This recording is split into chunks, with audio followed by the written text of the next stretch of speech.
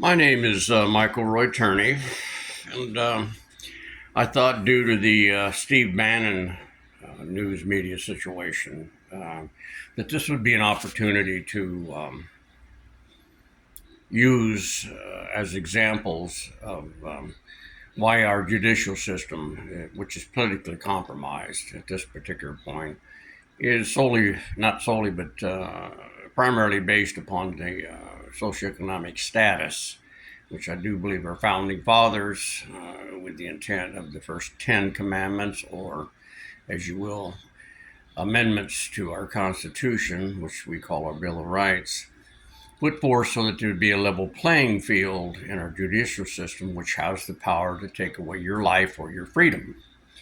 So, and this being involved in the Real Voice of America, which I have made many attempts, folks, to get my case onto this show, so that the American people understand that at any level in our society, abuse or malicious abuse of the process, some people call malicious prosecution, can occur.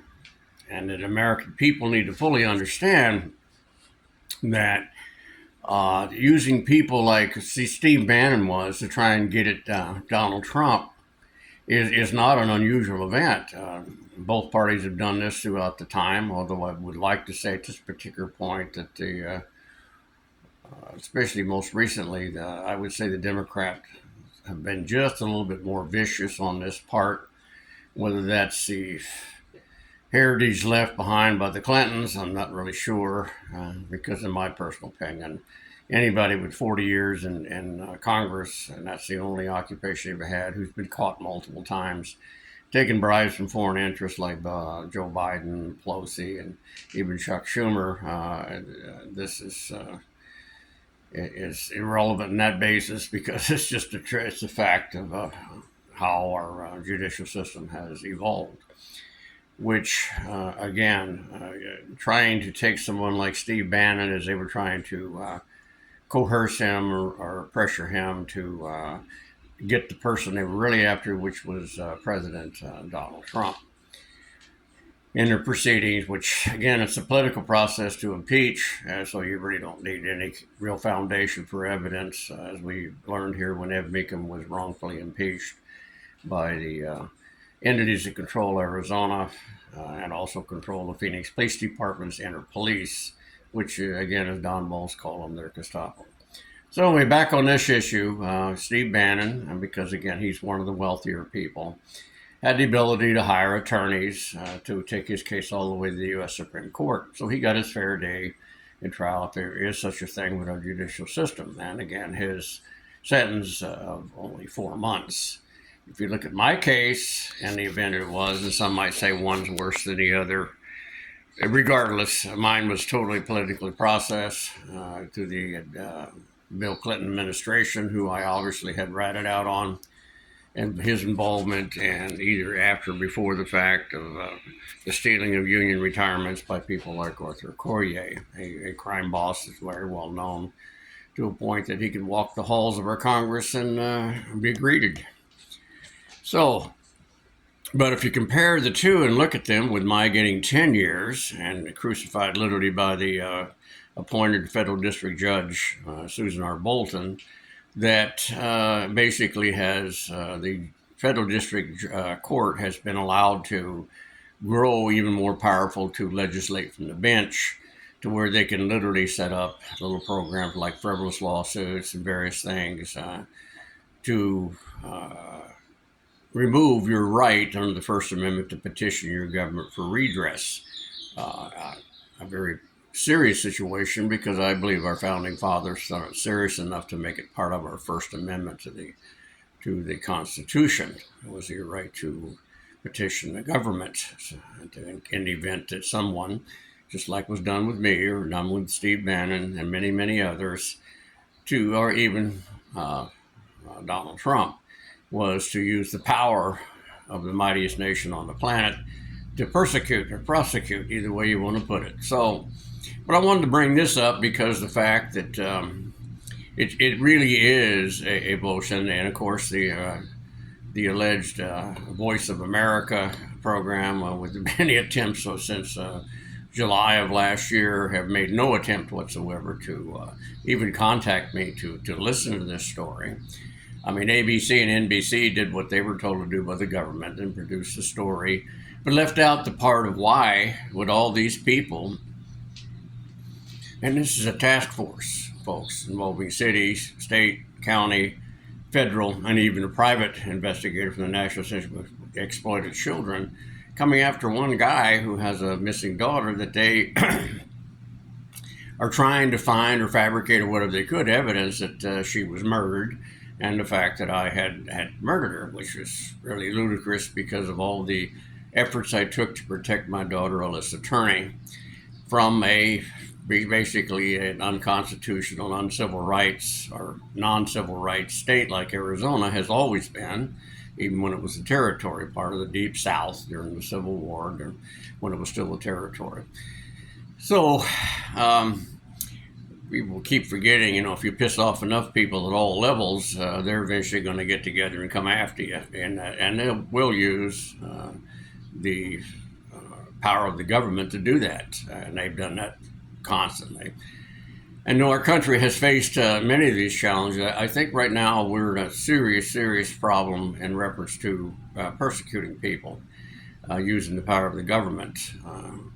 But again, I still have I don't know if they just decided to throw it out the back door, a claim in the federal district court that the state of Arizona used a technical thing saying, well, there appears to be civil rights violations here, therefore it belongs in the federal district court and not the state court, I went to the state court because the state has specific statutes. Arizona is a statutory state that allows for reparation whenever you are acquitted after spending time, like me, 3 years in a jail, which would have been given me credit for state prison time had I been convicted. So that question and forth was actually thrown aside as the court, the federal district court, thanks to the Clinton administration through Susan R. Bolton, declared all of my stuff frivolous. And I have filed many, folks, mainly just to try and force those with the power of government to sit down at the table. And almost all of those were negotiated to where at least they would stop the behavior that they were doing and the conduct they were doing which was harming a great deal of people in a specific situation. So whether that makes me a do-gooder, as McCain called me, or a self-serving person looking for attention, believe me, I've never wanted a credit for any of these things that I've been involved in. I just thought they were wrong. And so I thought that at least as a duty to preserve and protect the Constitution from domestic and foreign enemies, which there are many domestic now, that you're supposed to speak up. If you're an American, it's part of our duty. So in this particular case, again, Steve Bannon's situation, my hat goes off to a very genius approach by making himself publicly known, keeping himself in the limelight, which is the mistake that I made after getting out of federal prison, a crime created by the Phoenix Police Department, because they just literally, folks, with this task force found nothing because there wasn't anything. I didn't murder her, I didn't molest my daughter, but I did protect this one of 6 children we had in our family because she needed it. I mean, Alyssa was a wonderful person if you really got to know her, but she was also very vulnerable to social influence from people who, for whatever reason, wanted to have their own little entourage or people they could have around them for entertainment or for whatever ego reason they were doing it. But whoever talked to Alyssa into running away, and the list could be long, put her into harm's way. Whether that was a malicious attack and vengeance against me, taking her and having her kidnapped or whatever it was, we'll never know, because the government has what information that they've come up with, and they're certainly not going to make it public. That's not the way our government works. I grew up and had to deal with the 60s and the three assassinations. And although our government may not have been there before the fact of the events, I can guarantee you they were involved in the after fact to make sure that certain facts did not reach the public. To keep us stupid people, as they called us, because we just couldn't handle the truth. Keep that away from us so we can make our own determination as to what actually occurred. And that's going to continue because if you're going to maintain power in the way that it is being maintained in America right now, this is the way you're going to have to do it, whether you like it or not. I don't agree with that because I think our society was basically built on the fact that everyone came here for freedom, and we want that right to do what we please to do, so long as it doesn't abridge the rights of another citizen. But those days are gone, folks. They don't exist anymore because at any given time, people like me who have been persecuted and prosecuted and thrown in jail and threatened and everything, just like the plea agreement whenever the prosecutors told me that the Phoenix Police Department, well known for planning, lying, altering, destroying evidence favorable to any defendant, even by using a process that they designed that was exposed during the Miranda decision, that they could, literally coerce me into jail. That basically I should be very, very gracious and happy that I have my freedom, so I can die in my own bed, and I need to keep my tail tucked and keep my mouth shut, and just be glad that they haven't decided to throw me back under the grinder again, which could happen any day, depending on whether or not some of my little videos or what have you have hit a bad nerve. But regardless, I wanted to bring this up because we do have a problem about a level playing field, and why, whenever you hear the term that you have to prove your innocence now is in existence, because it is true. And it shouldn't be that way, to where at any given time the government can deny you bail, though they put in writing, oh yeah, all he has to do is come up and sacrifice one of his children, cut off his right arm or her right arm, or left leg or something, and we will let them go. Which is, again, it's all adversary, it's all punishment from the day that they decide to yank you off the street, in my case, a full military operation, to arrest a 72-year-old, when at their means, all they had to do was just call me downtown to the federal building in a nonviolent situation and make it a simple arrest. Again, there'll be lots of excuses made why they didn't do this, but the bottom line of it is you had a faction gather together and decide they're going to teach whatever it was or make an example. That's what Steve Bannon was, an example. We all know about this. Whenever, why did you pull me over for speeding when everybody around me was speeding? And the point of it is this is supposed to be justified as government trying to just make an example of one person to get everybody to comply with the law. And that being a good purpose. However, the vicious attack on me and people like Steve Bannon is just not what the process was set up for. If they want to get Donald J. Trump, because it's a political adversary situation, they should do that at the polls. That was this part of way our system was designed. It was certainly not designed that the Department of Justice would be, I think the term they use now is weaponized. It's not new, folks. It's been done at all levels of government in all the different states, where we've all sat back with bitter taste in our mouth and been literally screwed over, shafted by them. But when you piss them off like I did, and believe me, I did it with good intentions to protect my daughter Alyssa, trying to get her rights under federal law, because she was learning impaired. She was diagnosed by that. Of course, the city of Phoenix confiscated all those medical records, and of course, along with all the other things, have disappeared. And they continue to refuse to release them.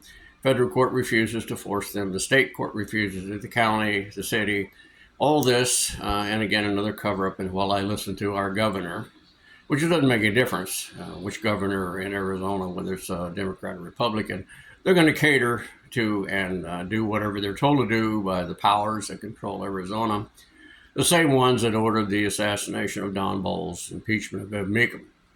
No one, no matter how high you rank in our government or whatever, messes with the Arizona border. It must be maintained wide open, or these people cannot do the evil that they do and make their money from.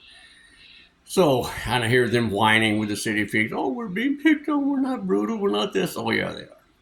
And it's just a few of the officers. And the good officers sitting back, scratching their head and wondering, well, should I even continue a career in this? Because I could be killed over what these bad cops do. And hell, we can't even get rid of them ourselves because they're protected by those powers who control the government.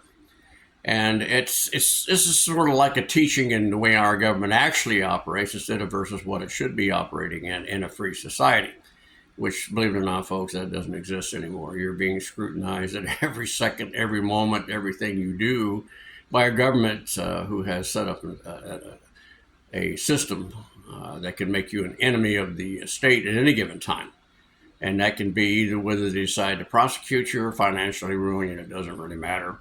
The powers and the ability to do that rests within the government that some people literally control. As far as being advised and you getting all the facts, folks, most of these people, ABC, NBC, Fox News, CNN, Ancient Aliens, I don't give a damn who it is, even the Voice of America, these people are entertainers. They're making a lot of money from this, or they wouldn't be doing it to begin with. So what the key of all entertainers is the fact that they can be bought. They can be bribed. They can be paid a lot of money. So how do we get this done?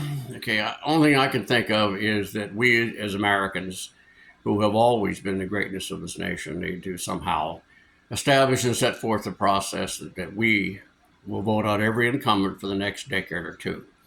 And by doing that, we will, in fact, hopefully, restore and save the heritage for our children to understand and know what we saw, at least us baby boomers of a great nation, that with many problems, but we seem to work through them. But point of it is, we're not going to get it as long as we have slugs like Biden, Pelosi, some of these people. It's been there forever and a day. I think Donald J. Trump is a good start.